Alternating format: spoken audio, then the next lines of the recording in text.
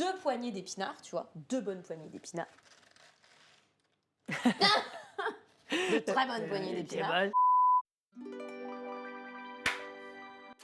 Bienvenue tout le monde sur la chaîne de Yakon & Co. Aujourd'hui, je suis avec Elodie et nous allons vous apprendre à faire aimer les épinards à vos enfants. Exactement, on va se faire des petits muffins aux épinards.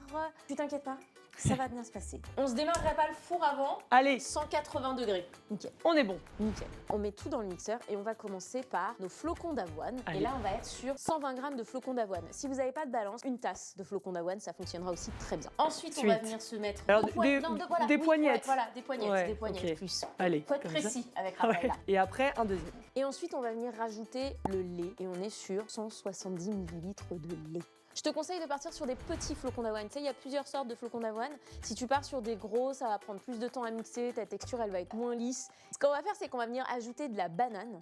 Alors là, tu as 2 bananes. 2 bananes. Mûres, toujours. Allez. Bien mûres, les bananes. Après, bon, j'imagine, on y va Non, pour... ça, c'est nos toppings. C'est à la fin. Nous, on va venir se rajouter le sirop de Yakon. Yakon. Parce que le Yakon, c'est un sucrant naturel, 2 fois moins calorique, 4 fois moins riche en sucre que le sucre normal. Et en plus, il est délicieux. Et là, Raphaëlla va adorer parce que je vais lui dire 2 cuillères à soupe. Donc je pense que si on en met 4, déjà on Ouais. est pas mal. 3 et 4. C'est ça. Et ensuite, il va juste nous manquer notre petite cuillère de levure.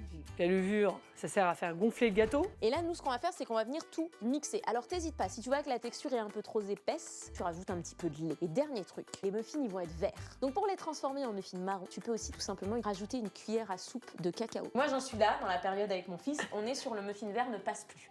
Mais par contre, je sais que pour les bébés et les bambins, ça passe vraiment. On se le mixe. Allez, on se le mixe. Alors, on va le fermer. on est parti. Voilà. Là, je pense que tu le tiens. Hop. C'est super. Ah.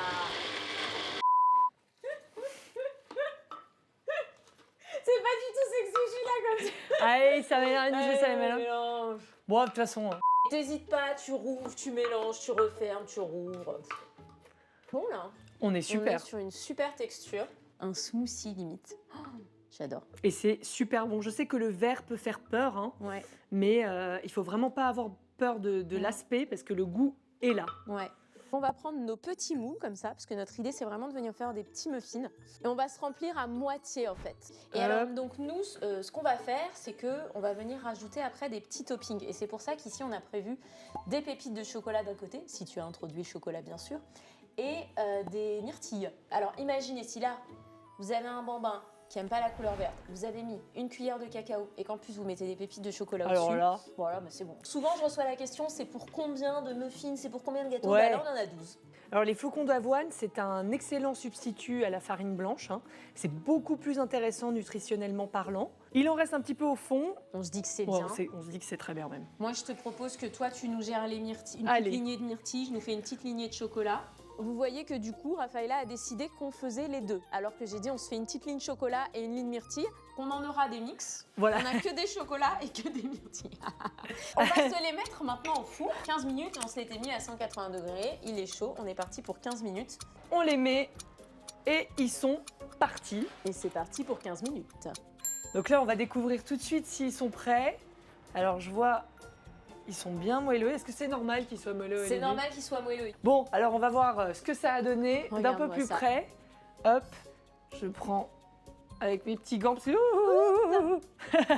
Tout va bien. Donc là, on va les laisser dans le moule parce qu'il vaut mieux les laisser refroidir, non? Laissez-les refroidir, Ouais. vous démoulez après tranquillement. De toute façon, voilà, on est pressé, on est flemmard, mais on veut pas qu'ils se brûlent quand même. Oui, On attend. de préférence. Donc on se retrouve tout de suite pour la dégustation. Alors c'est parti pour notre muffin aux épinards. Ça a l'air quand même pas mal parce qu'on a mis de la gourmandise. Donc on a plusieurs options. On a celle avec les petites pépites de chocolat ou on a celui avec juste les petites myrtilles. Myrtille. Donc moi je suis très chocolat. C'est ce que j'allais dire. Donc, Je pense que tu vas prendre chocolat. Je prends chocolat. Je vais vraiment le goûter comme ça pour voir ce que ça donne quand même les épinards parce que c'est la meilleure méthode pour que nos enfants se mettent à en manger, hein, en version sucrée-salée. Texture sympathique. Ouais. Non, je te montre la texture, regarde.